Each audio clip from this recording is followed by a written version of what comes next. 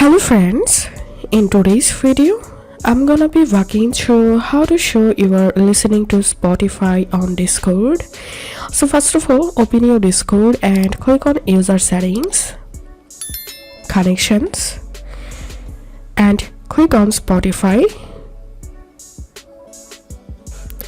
Scroll down and click on agree. So you have to connect your Spotify account with your Discord here, and after that you have to toggle on these two options. Now all you have to need, open your Spotify app here and start to play a music.